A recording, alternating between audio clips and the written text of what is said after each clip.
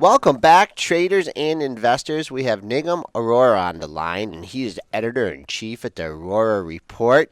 He is an engineer and a nuclear physicist who has founded two of the INC 500 fastest growing companies. So he's taken his intellect in nuclear physics and taken it to the stock market. Nigam, how you doing today? Good. You doing good? Just doing good. Always excited about the market. Okay, so you got to tell us how you came from being an engineer and a nuclear physicist to getting into developing a highly analytical method to predict where stocks are going. Well, let me give you a very little snapshot. I was very successful in my businesses, generating millions of dollars in profits, and at an early age. And of course, wasn't happy with brokers and advisors, doing it, investing on my own, like most retail investors. Trying to learn and really had ups and downs. I thought I had figured it out, but no, had ups and downs. Some very good years back in '80s, some very bad years. And that led me to say, hey, there has to be, with all my knowledge of mathematics, I have to be able to apply some kind of neural net, some kind of genetic algorithm, something to make sense out of this whole thing. And and along the way, I set up a company that I sold subsequently back in the 80s for technical analysis, which is common. What you see is common today, but those days it was pretty hard to come by. And but anyways, I struggled for a very long time. Basically at best had mediocre returns. 2003, I wrote a book on change management that became a bestseller, at least for a few months. Developed a new concept called Series UIX. And one day I was traveling, next to me on the plane was a hedge fund manager who chance meeting, and I found out that they were using my book and some of those principles to help them select stocks. and this is a management book. This is not a finance book or a stock book. And so I was very interested, and he suggested that I had something here, and I should expand that to a framework for trading stocks and other markets, and I started looking into it after all my frustrations. It took another 4 years of a lot of testing, a lot of real-life testing, a lot of work until I felt in about 2007 that we had a great framework. And since then, the framework has stayed in a pretty steady state. Returns have been excellent. 2008, when markets are down, we were making money by the boatload. We haven't missed a beat. So it just has been probably the most exciting period of my life. If someone is interested, they can go to my website, and it lists a chronology of all my struggles over the years. We all started with struggles there. So, okay, so you jump into the markets here. Are you automated trading, or are you manually trading? Like, talk about your methods a little bit. Okay. So the premise of my method is very simple, and it is that we want to detect change before Wall Street, or at least before everybody else moves in. You want to get ahead of the herd. Get ahead of the herd. Now, it is very easy to understand when we talk about long term. For example, Apple. Early on we saw the potential of what may happen. We built a very large position, average of 131, and took profits really close to the last peak cycle up, and so on. But we see the same thing in the very, very short terms. Sometimes hours, sometimes days. You want to get ahead of the herd. And so how do we do that? Well, we follow 3,000 U.S. stocks, 1,000 international stocks, all major currencies, all major commodities.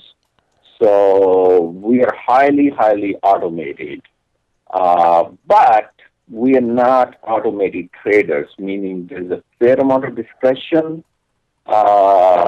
At the end, computers can just spit out a lot of data and a lot of conclusions. But there is some discretion, and one of our screens is purely discretionary of many screens. So it's kind of what I call is kind of a gray boxes. It is a combination of discretion and a very rigorous automated method. So you got to be technical. You got to have some. From what it sounds like to me, you're using some sort of technical analysis. Is that correct? Well, technical analysis is one of our 6 screens, and what may surprise you is most of that screen is really our own proprietary methods.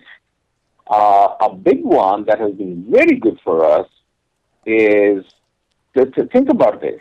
Traditional technical analysis presented a lot of advantage when I started, back in 80s, because not many people used it, not many people knew about it. Now, it doesn't matter. You open a $1,000 account with a broker and you got all the charts and all the indicators, you know. So what happens is one of the things that we have seen increasingly, and we have actually not only back tested, but we live trade this thing, that there are a lot more false breakouts when all the traditional technical signals give buy signals. Very often, a lot of players jump in, and So remember, technical screen is only one of our 6 screens. We have a lot of quantitative analysis, a lot of fundamental analysis. So we will take the opposite side. So we'll go short when everybody else is buying on technical signals very often. And same way when on technical signals when very often everybody's panicking and selling, we're buying. So in the end, it translates to selling high, buying low. But it's so we use a little bit of so part of our technical screen. I would say about 25% is what you call is traditional analysis. About half is our own proprietary indicators that we develop. And the advantage there is nobody else is using them, so they work. And the other quarter is about where we see that there are technical moves in markets which are not fundamentally supported, and we take opposite side. So that's kind of how it all works out. Okay, so you mentioned technical analysis is one of 6 components, and you mentioned your own technical proprietary indicator. You thrown any fundamental analysis in there? Pardon me, I couldn't hear you. I said you talked about technical analysis as one of your 6 components of your system. Do you use fundamental analysis at all as a component? Earnings? Absolutely. We do a lot of fundamental analysis, but our fundamental analysis is, again, very different from traditional analysis. And here's the theory behind it. So, if you try to buy based on traditional fundamental analysis, which is PE ratios, price sales, cash flow, and so on, again, that data is available for free, right? All you got to do is go to Yahoo Finance or dozens of other sites. It's all there. So what I contend is based on that analysis, the grand dot type analysis, if you could make money, lots of money, you know what? Everybody would be a gazillionaire. And the fact is you can't. Now you could there was an advantage to that, at least even when I started back in 1980s, because that kind of data was hard to come by, hard to analyze, so you had some edge. But today you have very little edge. So when we talk about fundamentals, yes, we do pay to all those things, but we are really looking for a change as to what is changing that people have not caught on to, investors have not caught on to. And then, so can we jump on that before everybody else? And then by the time everybody else jumps on it, and it starts showing up in the list of, top gainers or new highs or most active stocks, we're taking profits. so that's the game we try to play. Nigam, what is your time frame on these trades? Are you jumping in there and looking for day trades? Or are you jumping in looking for a week or 2 weeks? How long are you in these trades when your signals all, come out? Sure. Okay. So we have basically two types of subscribers. Okay. But what I advocate, people who can manage it, is to diversify between very long-term trades, which are multi-years, 3 to 5 years, to trades that last sometimes few hours, sometimes a few days. And the concept being that, it's very difficult to be right all the time in markets. And so think about it. If your portfolio is diversified among different time frames, then you're likely to be right, at least in some time frames. See what I'm saying? So it's kind of the same concept, that everybody knows about diversification, right? Don't put all your money in one stock, right? Buy a lot of different things. But the same thing we try to do with time frames. And the same thing we do with different strategies. Again, a part of our screens have different strategies, and we try to diversify these ways. So anyway, so we have two kinds of subscribers. One kind are who are very active, pay a lot of attention to the market. They may get typically 3, 4, 5 alerts a day from us. Not necessarily day trades, because one of the things we try to do is scale in and scale out. Okay. Again, one of my principles is we're never going to, guess the exact top or exact bottom. So we try to scale in and scale out. So there's a lot of activity. And these guys are then, subscribers, again, depending on their temperament, they may have 50% of their portfolio tied to our recommendations that are 3 to 5 year time frame. But they may also have 10% of their portfolio to very short-term trades. So that's one class of subscribers. The other class of subscribers we have are people who do not want anything short-term. And actually, that service, over half of our subscribers are financial advisors and brokers, stockbrokers. And, they're looking for longer time frames, minimum about 6 months or so. So our signals are all over the place, in terms of the time frames. Talk about when you were trading in the financial crisis, because you said you started in 2007. And if you had been back testing before 2007, the markets were a lot different. The VIX was at 14 or 15. And in 2008, 2009, the VIX went all the way to 90. Wouldn't that kind of throw all of your old data and really mess it up?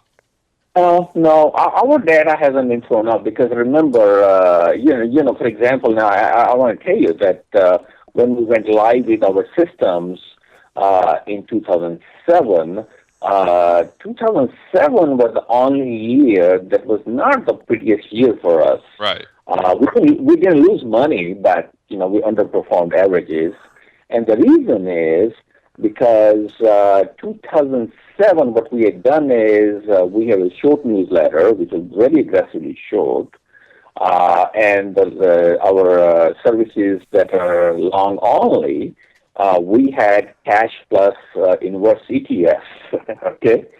And 2007, as you know, market didn't go down. But what saved us, so we were losing money in 2007 on our longer term and medium term positions, but we made a fair amount of money on our short term positions, so the net results were positive, but we were underperforming the market. But then you know what happens in 2008, right? When you talk about WIX, we were long weeks going into 2008. And the returns on that, right? 70%, 700, 800% returns on our VIX positions. And then we had inverse ETFs on very, very heavy concentration. Inverse ETFs are essentially short positions on home builders, financial institutions, some of the emerging markets. And man, the returns were just great. Going back, I mean, you did get started in 2007, so you did survive 2008, and it sounded like it was pretty profitable for you. Then we've had this Very profitable. very Very, profitable, very very profitable, and then obviously this bull market is added to your profits. Are you seeing anything in your systems or your indicators, or the positions that your systems are giving you that would give you an inclination that we're in for something like that something like that is on the horizon, or not? Is it just you still getting your buy signals similar that you have from the past 5 years? Is there any reason for caution here in the market? Our systems are very, very clear, and I've been very emphatically telling our subscribers, over the last 5 years, because they ask, that we do not expect a 2008 style crash at all. Okay. None. Zero. So that's where we are. That's very clear. Now, we do expect, some corrections along the way. And then again, emphatically, no hedging. Any correction here, if it happens, is going to be a buying opportunity. Okay. And that's what I'm talking about, stocks. And, of course, we trade other markets too. We're just beginning to build a position in natural gas slowly, and so on. We've been very short on gold, which has been and gold and the gold miners, which have just been extremely profitable trades here. But no, we are now the caution that I tell people is that even though our stance, talking about stock market, is that no 2008 style crash, any corrections are going to be buying opportunities. We are defensively positioned in two senses. One is when we are not taking on new longer-term and medium-term positions unless something dips big time on a special situation. An example will be Walgreens. Thing falls 20%. We have long position already. We more than doubled our money, actually, 2.5 times. The dips, we're adding. Okay? You're one of those buy the dippers. You're the reason this market can't pull back. You're out there holding the stocks up. Yeah, here you go. But we are not aggressively buying new highs, in different stocks. We also are holding different portfolios, a fair amount of cash, simply because, if you don't hold cash and there's a correction, then you can't take advantage of that correction. So you have to have cash, Was that last pullback we had, was that enough of a correction for you, or not really? No, it was not. Okay. We took advantage of that and added to some of our positions, not too aggressively now. The thing is, so this is where we are. Sometimes things become very, very clear. Okay, so I'll give you two examples.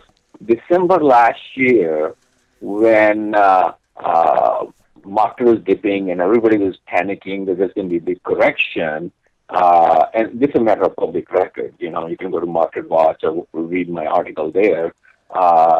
Said, unhedged, this market isn't going down, it's going to go up. Okay.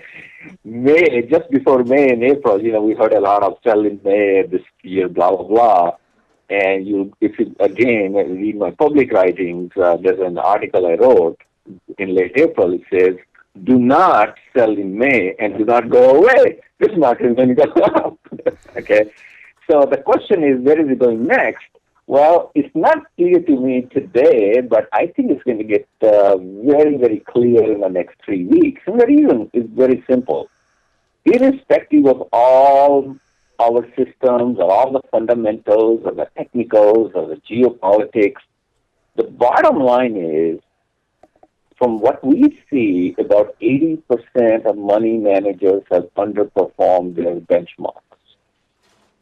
And in the end, it's not the retail investors that move the market. These are the big whales, the big money managers. And as year end is coming. These are competitive people. They don't want to, they don't want to lose. The bonuses are tied to their performance. If they underperformed last year, which a lot of money managers did, and they underperformed this year, well, some of them will lose their jobs. Yep. So if the market doesn't go down, these guys are going to throw money at the market, and the market is going to go up. The only thing is September and October, as you know, are seasonally very weak period, especially the second half of September. So second half of September, if this market doesn't go down, this market is going up another 10-15%. Okay. But if it goes down, time to buy it. Okay. Nigam Arora, editor-in-chief of the Arora Report, giving us his analyzation of the market and how he goes about it. Thanks a lot for coming on. We'd like to have you on again soon. Okay. Thank you guys for having me, and would love to be back again. Okay.